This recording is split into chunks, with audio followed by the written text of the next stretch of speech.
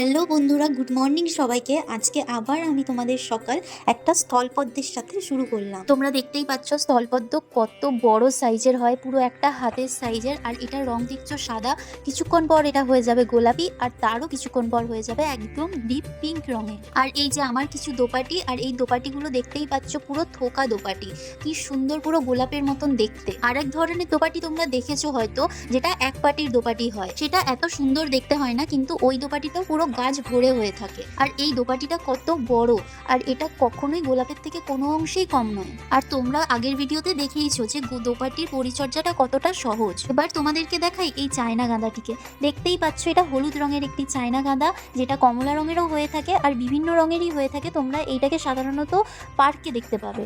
আর এই গাঁদাগুলো পুরো গাছ ভরে থাকে, একটা গাছই এটার জন্য যথেষ্ট। এটাও কিন্তু দোপাটির মতন খুবই অল্প যত্নের গাছ। হলে আমার কাছে আজকে আছে স্থলপদ্ম, চায়না গাঁদা, দোপাটি আর কিছু নয়নতারা। এই পাচ্ছ টুকটুক করে কতগুলো ফুল জমা হয়ে গেছে। আর দেখো স্থলপদ্মটা এই কিছুক্ষণের মধ্যেই গোলাপি রং ধারণ করে নিয়েছে। এরপর যত সময় যাবে আস্তে আস্তে ডিপ গোলাপি রং হতে থাকবে। এই ফুলগুলোতেই গোটা সিংহাসন ভরে যায়, তাই আমাদের আর ফুল কিনতে হয় না। তাই তোমরাও চাইলে ছোট ছোট কিছু অল্প যত্নের গাছ লাগিয়ে ঘরের সুন্দরতাও বৃদ্ধি করতে পারো, আর পুজোর ফুলও কিনতে হবে না, পুজোর ফুলের জোগাড়ও তোমাদের হয়ে যাবে।